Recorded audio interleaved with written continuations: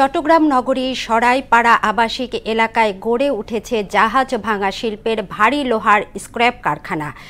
এতে বিকট শব্দ, লোহার গুঁড়ি, ধুলাবালিতে দূষিত হচ্ছে পরিবেশ। তবে পরিবেশ অধিদপ্তর বলছে দোষীদের বিরুদ্ধে তদন্ত করে দ্রুত ব্যবস্থা নেওয়া হবে।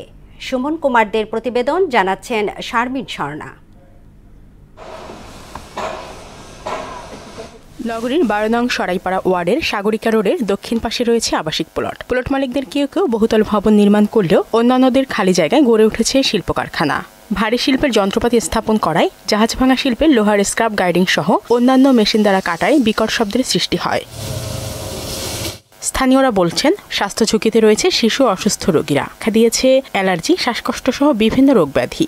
নাকে মুখে ঢুকে মানুষের ক্ষতি হয়। ট্রেনিং মেশিন দিয়ে মনে করেন যখন ফ্ল্যাট করে তখন এগুলা ধুলাবালি রাস্তার খাইলে বিল্ডিংয়ে না, অনেকে রাস্তার গাড়ি, রাস্তার মানুষ সবার ক্ষতি হয়। যেভাবে রাত্রে সকালে শুরু করে, ফজর ধরে শুরু করে রাত্রে 2টা-3টা বাজাও অনেক সময় বিশাল বড় বড় লোহার এক একটা কথা ফালা দিয়ে কলজি পর্যন্ত কাপড়ে দুপ দাপ করে পড়ে আর অনেক শব্দ হয়। তবে কারখানা মালিকরা বলছেন বর্তমানে এখানে আবাসিক ভবন গড়ে উঠলেও তাদের কিছু করার নেই। আমরা এখানে পাড়া প্রতিবেশী সবাই মিলে আমরা এটা কমপ্লেন করছি এবং পরিবেশ অধিদপ্তরে গেছি, এরা আমাদের কোনো কার্যকারীকে অ্যালাউ করতেছে না।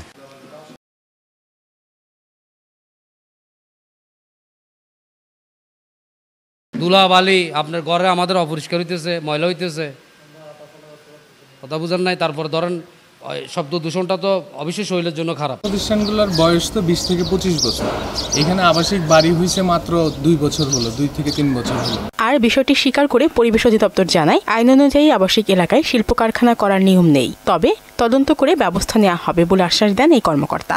আমাদের পরিবেশ সংরক্ষণ আইন অনুযায়ী আবাসিক এলাকায় আসলে শিল্প কারখানা বা এগুলো স্থাপন করা যায় না। তবে এই যে ভাঙারি কার্যক্রম বলেছেন, এগুলো আসলে আমাদের আওতায় ওইভাবে আসে না। যদি গ্যারেজ থাকে বা ওয়ার্কশপ হয় তাহলে আমাদের আওতাভুক্ত। তো বিষয়টি আমরা জেনেছি, আমরা পূর্ণাঙ্গ তদন্ত করা হবে, তদন্ত করে সেই অনুযায়ী আমরা ব্যবস্থা গ্রহণ করব। জনবসতিপূর্ণ এলাকা থেকে দ্রুত জাহাজ ভাঙা শিল্পের লোহার স্ক্র্যাপ কারখানাগুলো সরিয়ে নেবে কর্তৃপক্ষ, এমন প্রত্যাশা স্থানীয়দের। শারমিন স্বর্ণা, মোহনা সংবাদ।